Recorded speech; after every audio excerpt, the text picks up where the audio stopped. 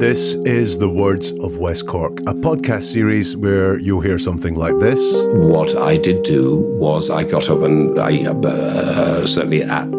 it was nothing unusual for me particularly to get up at maybe 3 or 4 o'clock in the morning. And we'll analyse the words we hear and we'll work out whether we're hearing truth or whether we're hearing lies.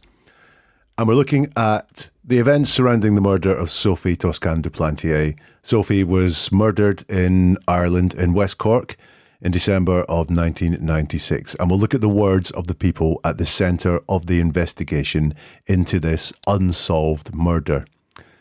If you haven't listened to the first 3 episodes of this series yet, I suggest you go back and you start there, because in them I'll share the way that I look at the words, the principles that I use when I analyse words, and we hear some really important words, the words from the prime suspect, Ian Bailey, the one-time chief witness, Marie Farrell, other witnesses who claim they can put Ian Bailey in compromising situations, and Ian's partner, Jules. Ian Bailey does and always has denied any part in the murder. If you want more background on the story, I recommend the podcast West Cork, or there's also a documentary on Netflix called Sophie Murder in West Cork, and Sky Crime have a documentary too called Murder at the Cottage. And this podcast only looks at the words we hear, so we don't look at facts, theories, body language, only the words.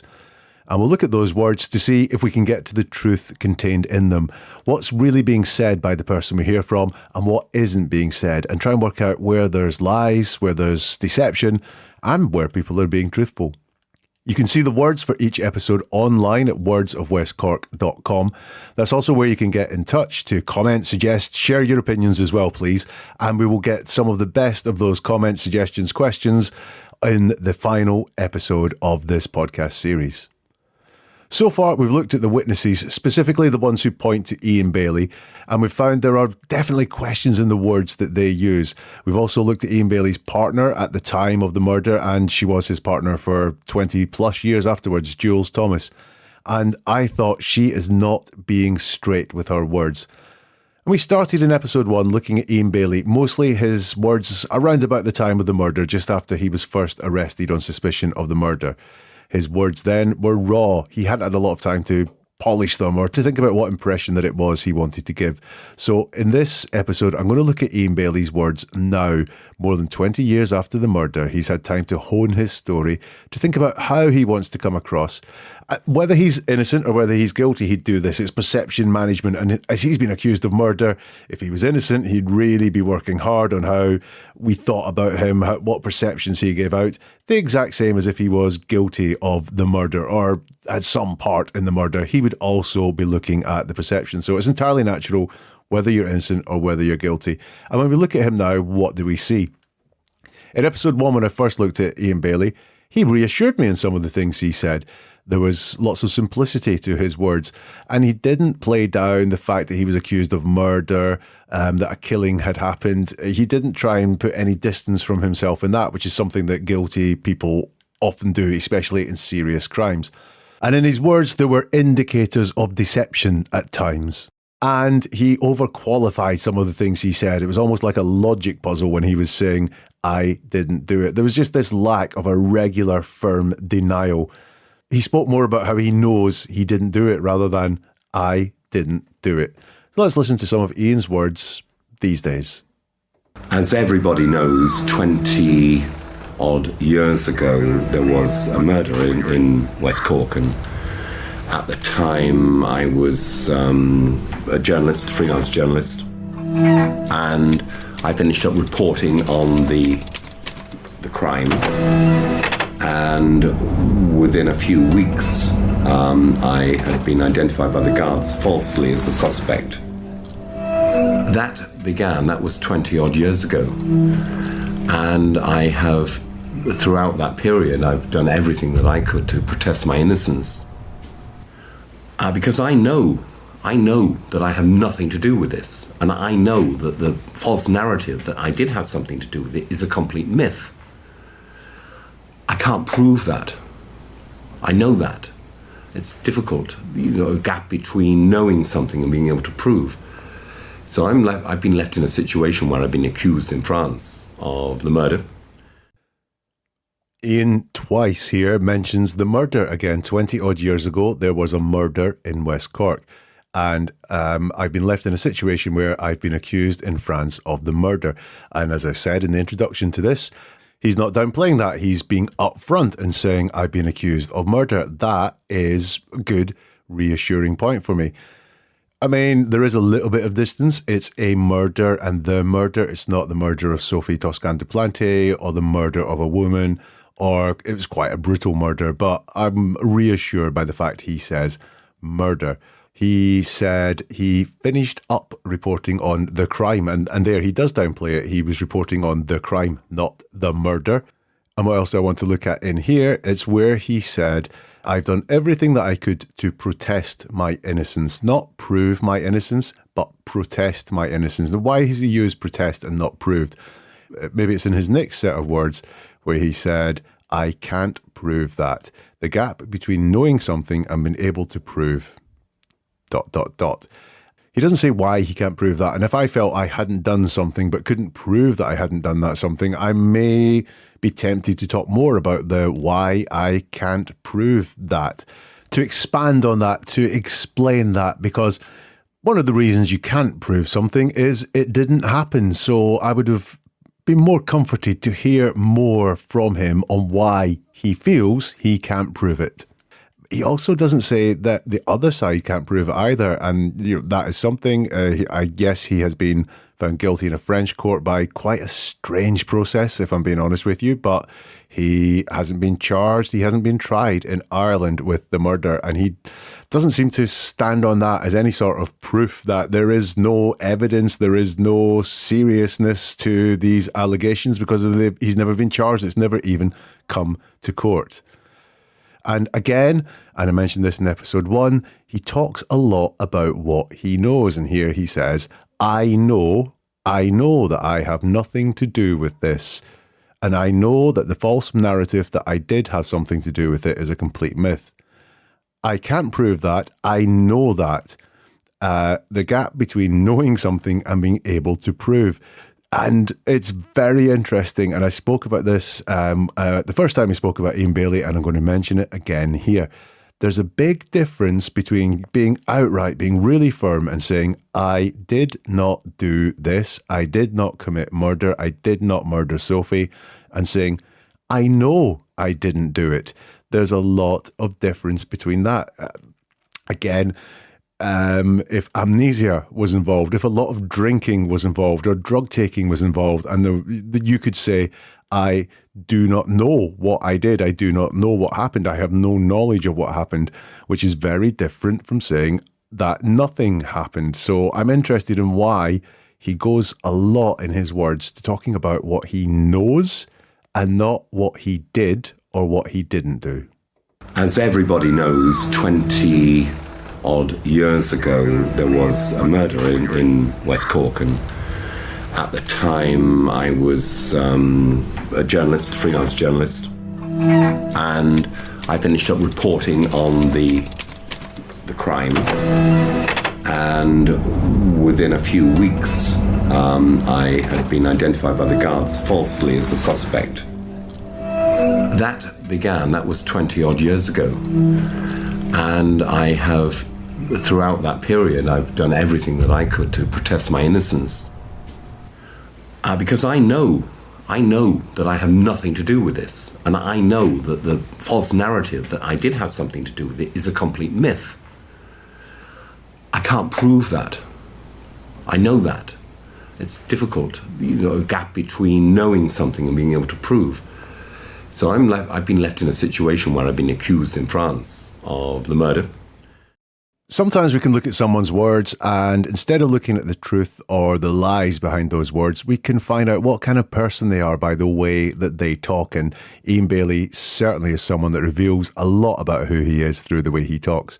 I mentioned there was a French court case in which Ian Bailey was found guilty in his absence, and this is Ian Bailey talking after that trial, and he's talking about Sophie's family.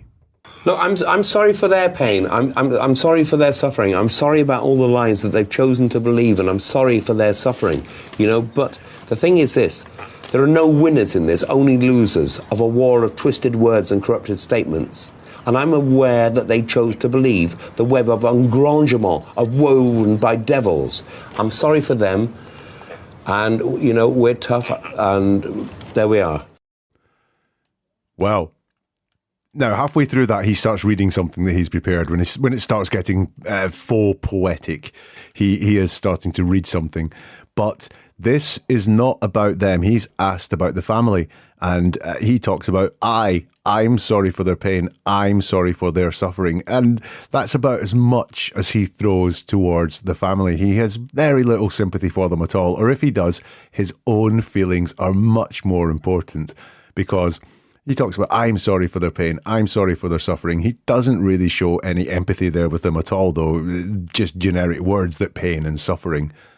Then he goes on to say, I'm sorry about all the lies they've chosen to believe. So he's starting to put them down because they've chosen to believe lies. And then he says again, I'm sorry for their suffering. So he goes on to repeat himself. He has no complex sympathy or empathy for this family at all, because he has to say, I'm sorry for their suffering twice. And then he starts to go into this more prepared thing that he said, but the thing is, there are no winners in this, only losers. And then he says, of a war of twisted words and corrupted statements. So it's a war, okay, which means one side versus the other. And he's trying to say that they've believed the lies. Is he then saying, therefore, here's the truth? Well, he doesn't quite say that, because it's a war of twisted words and corrupted statements. It's not a war between truth and lies, or between good and evil, or a wronged man and people accusing him. He says it's a war of twisted words and corrupted statements. And does that include his own? He certainly doesn't mention in this that the war is between the truth, what actually happened, between justice and these twisted words and corrupted statements. Ian Bailey doesn't say this is a war between my truth, my honesty, and the corrupted statements of all the others. Why not? And then he talks again about the web of, I guess it's web of lies that he's talking about. He then goes back to the du Plantier family and says, I'm sorry for them. Again, he said sorry already, so he has nothing new to say here. He's just repeating stuff he said before, and finishes talking about himself, or himself and Jules. He says, we're tough, and there we are. So he finishes on him. So this is someone very self-centered, and what's really revealing in this is the war of twisted words and corrupted statements can include his own twisted words and corrupted statements. He certainly does not mention the truth here at all. Look, I'm sorry for their pain. I'm sorry for their suffering. I'm sorry about all the lies that they've chosen to believe, and I'm sorry for their suffering. But the thing is this: there are no winners in this, only losers of a war of twisted words and corrupted statements. And I'm aware that they chose to believe the web of engrangement of woven by devils. I'm sorry for them. And, we're tough, and there we are. I like to look at words knowing as little about the background as I can, because that means that I just read the words. I don't let evidence, I don't let facts or theories that I've heard spoil my thinking. Obviously, I have listened to the podcast about this. I have watched the documentaries, so I do have lots of things playing around in my mind, but I try and put a lot of that to the back of my head when I'm looking at words. This is to set up the next set of words. I believe that Ian Bailey really at first could not account for what he was doing at the time Sophie was murdered, beyond saying it was 2:00 in the morning, I was in bed. And then a story came out from Ian, backed up by Jules, that actually that night he remembered he had an article to write. He was a journalist and he had a deadline to hit. So he got up in the middle of the night and started writing this article, and the article was finished in the morning. I guess then the premise is, if I wrote the article that night, I could not have slipped out and murdered Sophie Toscan du Plantier. Here's Ian Bailey talking about that late night article. Well, I did get up that night, and I did some writing here on this kitchen table. I'm not exactly sure what time it was. I had a deadline for a story that I thought had to be delivered on the Monday morning, and I hadn't finished that article. And what I did do was I got up, and it was nothing unusual for me particularly to get up at maybe 3 or 4 o'clock in the morning I woke up and my mind was alert and alive and I had something to write about and come down and write. Even if you had a lot to drink? Well, I hadn't had that much to drink that night. I'd had a couple of pints and I might have had a whiskey or two, but that was over the course of the evening.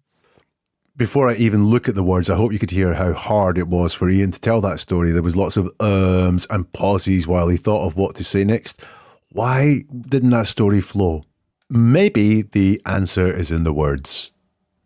Ian jumps back in time here. He says, well, I did get up that night. I did some writing on here. So he's telling a story. And if this was just him telling events as they happened, he did get up and he did some writing.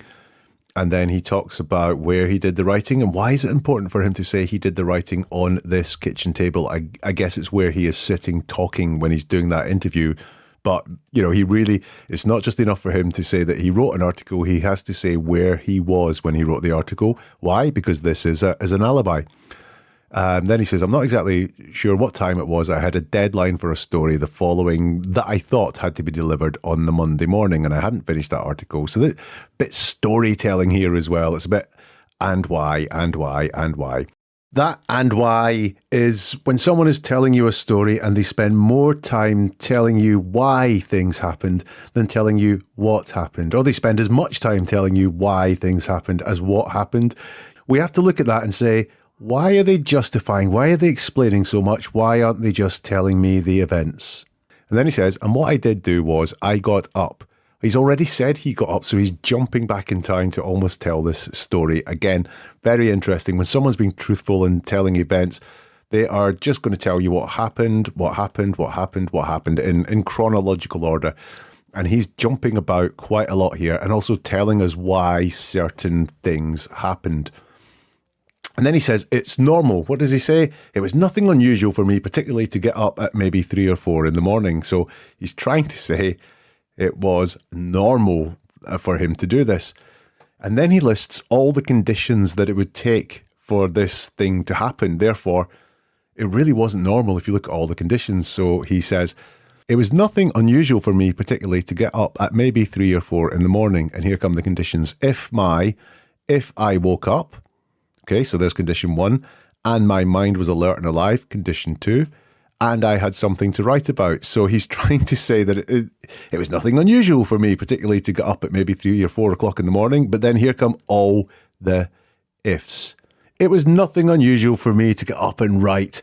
I mean, that is if I woke up, if my mind was alert, if my mind was alive, and if I had something to write about.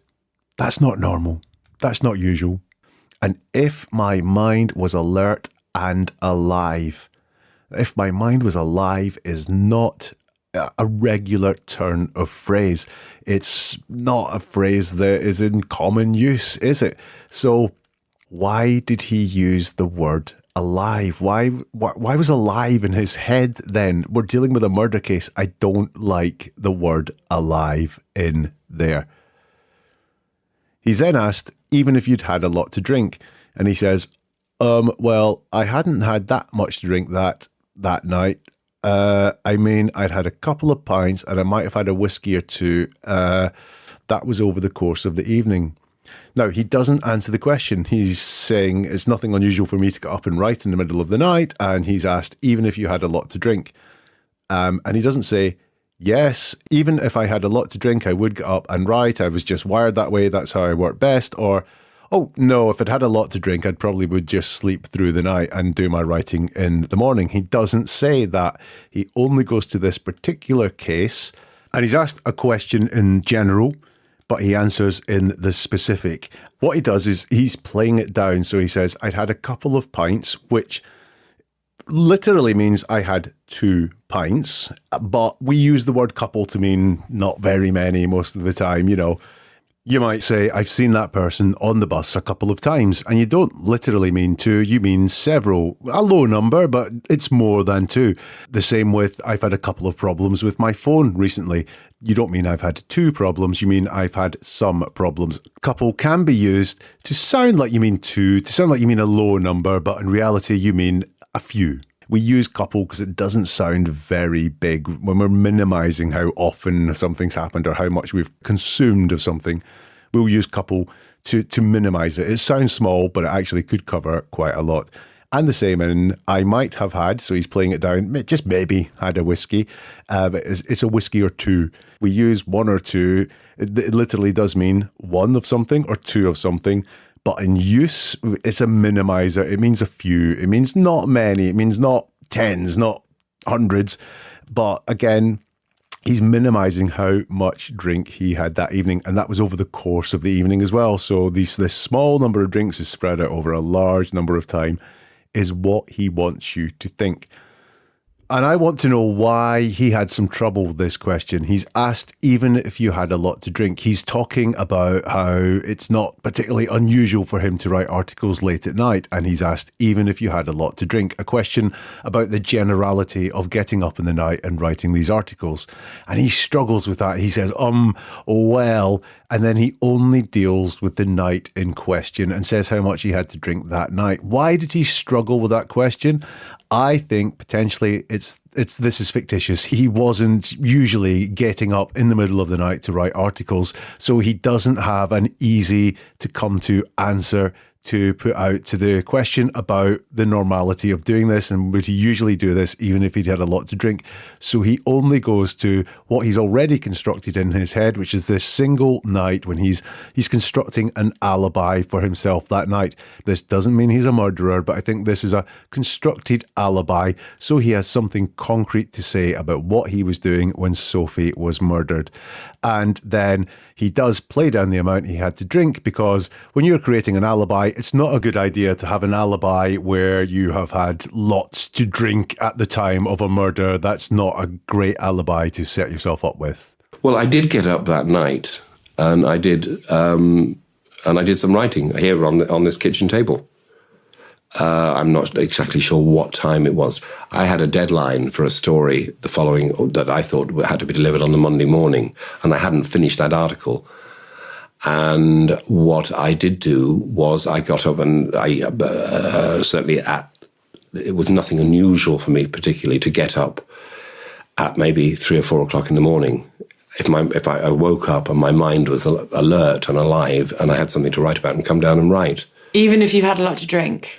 Well, I hadn't had that much to drink that night. I'd had a couple of pints and I might have had a whiskey or two, but that was over the course of the evening. Jules Thomas is Ian Bailey's partner. She was around him that evening, and she tells her story of this late night article. Because I just know what he was doing that night. He was here writing on this table a newspaper article. It wasn't there when we went to bed. When he got up, he was quite excited about what he'd written, and he said, look at this, Jules starts by saying, because I just know what he was doing that night, and as I pointed out in a couple of times previously, I don't like the word just, and that makes me dig around what's going on. And there it makes me question of, does she really know what he was doing that night? Because she just knows. And how she knows, that's really uncertain. He was here writing on this table. Again, they are talking about where it happened, and she's parroting Ian's phrases again. And we saw that last time, that Jules uses a lot of the words and concepts that Ian has previously used. He was here writing on this table a newspaper article.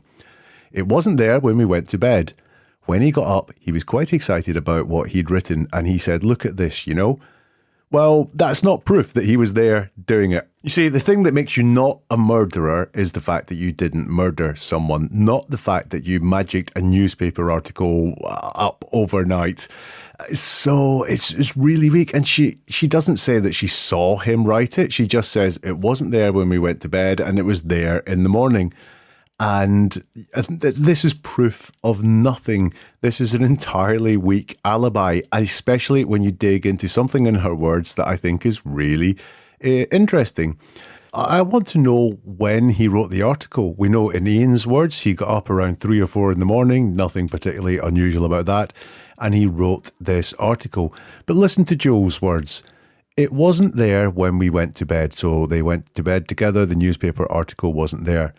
When he got up, he was quite excited about what he'd written. So when did he write the article? Because we went to bed and then he got up and he was excited about what he'd written. We know in Ian's words, he got up and wrote the article about 3 or 4 in the morning. But that doesn't square with the words that Jules has used. I mean, did he get up, write the article, then go back to bed, then wake up quite excited about what he'd written? I'm not sure. It wasn't there when we went to bed. When he got up, he was quite excited about what he'd written. And he said, look at this, So he got up and said, look at this. That doesn't hang together. It certainly doesn't square with Ian's story. So again, in Jules's words, I am hearing deception. I am hearing weakness. I am seeing contradictions. Because I just know what he was doing that night. He was here writing on this table a newspaper article. It wasn't there when we went to bed. When he got up, he was quite excited about what he'd written. And he said, look at this, Let's hear a bit more from Jules. This is after the French court result. Are we going to tell the world that you still stand by Ian and say it's all a load of lies? Oh, yeah, I would. Yeah. I do. I always have. Yeah. Yeah. Yeah. It's, All right. What I would like to say is all they've succeeded in doing is convicting a completely innocent person of a crime he had nothing to do with. So if you missed that, Jules is asked, are we going to tell the world that you will stand by Ian and say it's all a load of lies? And she says, oh yeah, I would, I do, I always have, yeah. Very interesting. Not her first reply is, I would, as if it's an automatic response. This is just her way of being that. No matter what happens, she will stand by Ian. I would. Maybe because she believes him, or maybe because she feels that she has to. She then changes it. She says, I would, I do, I always have, yeah. They're not words that are really convincing that she's firmly behind this. It makes it sound more just like an automatic thought. This is the train I'm on. These are the things I will do. And then Ian Bailey butts in. What I would like to say is all they've succeeded in doing is convicting a completely innocent person of a crime he had nothing to do with. And this is Ian Bailey in a nutshell for me. Number one, he just keeps saying he had nothing to do with this.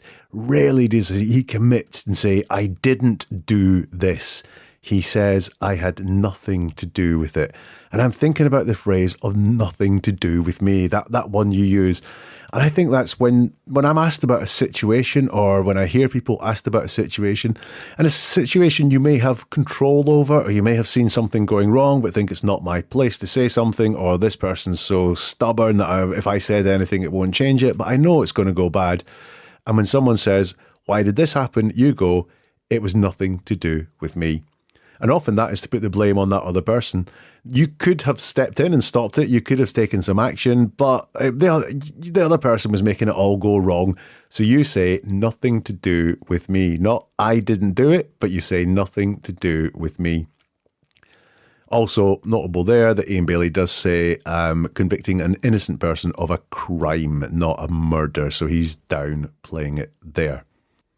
Are we going to tell the world that you still stand by Ian and say it's all a load of lies? Oh, yeah, I would. Yeah. I do. I always have. Yeah. Yeah. Yeah. It's, All right.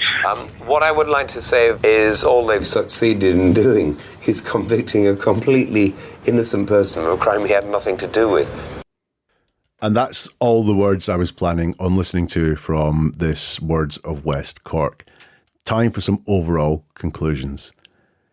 In the words we've listened to, and I didn't pick words out particularly because I found them deceptive. I wanted to get a broad feeling for the story, but in the words I've pulled out, there are so many lies being told. Let's get to ones straight away. I think it's fair for me to conclude, given the overwhelming evidence in the words, that the police wanted to fit up Ian Bailey for this, and they put pressure on people to give statements that gave evidence against Ian Bailey. That doesn't mean he's innocent. It doesn't mean he's a murderer either. Now, Jules Thomas, Ian Bailey's partner, she was my big surprise when I looked at these words. I put Jules Thomas in because, as I said in episode 3, I found her very thoughtful and measured when she spoke, and I thought we'd get a different side to the story from listening to Jules Thomas. But in her words, I found very little, if anything, to reassure me in her words. She was being deceptive for sure, and I want to know why she was being deceptive. And then we come to the prime suspect, Ian Bailey. There are too many indicators of deception for me to say that Ian Bailey is telling the truth. He doesn't often give that straight and firm denial that I'm looking for. That alibi that we listened to in this episode, the one about writing an article late at night, it's very flimsy. There's so many holes, there's so many indicators of deceptive language in Ian and Jules' telling of it. Why?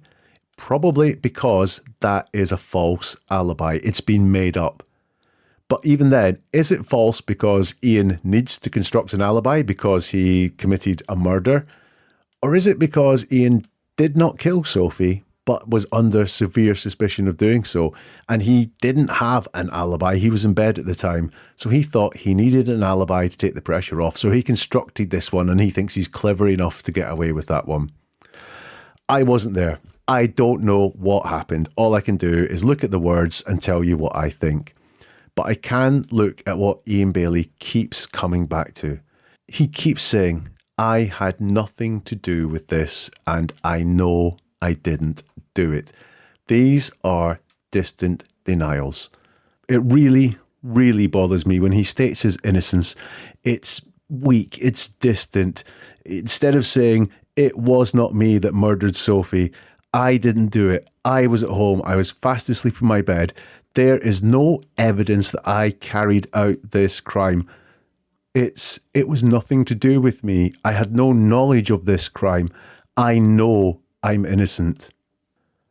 And this is where I was supposed to leave it. After listening to these words, distant denials are still denials. They are not proof of guilt. But I wasn't happy with that as a conclusion. I almost felt like I was in the same state as the investigation, that quite a lot pointed towards one person, and certainly quite a lot pointed to them not telling the full truth and not being 100% honest. And the only clue I had to what potentially could have happened was the words that I picked up in episode 1, which said to me Ian could truthfully be describing a stalker scenario, and it didn't feel right to me. So I sat back and I looked, had I missed something? And I went back and I watched some more interviews with Ian Bailey, and I tried to see what it was, what had I missed, or had I missed something that was going to give me a more satisfactory conclusion? And I found something. And that's what we'll look at in episode 5. What do you think? Wordsofwestcork.com is where to go and give your comments, questions, suggestions. And in the next episode, the last episode, we'll go through some of those, as well as hearing something else from Ian Bailey that I think is very pertinent. Neveratruerword.com is where you will find my books on how to decode the words that people say to find truth and lies and what's going on beneath those words. I also post regularly on true crime and stories in the news there. Neveratruerword.com. So the next time, the final episode, we'll look at your comments, questions and queries that you've sent through wordsofwestcork.com, and we'll hear from Ian Bailey one final time, and I'll give you my summing up. Do I think it's possible Ian Bailey was involved in the murder of Sophie Toscan du Plantier?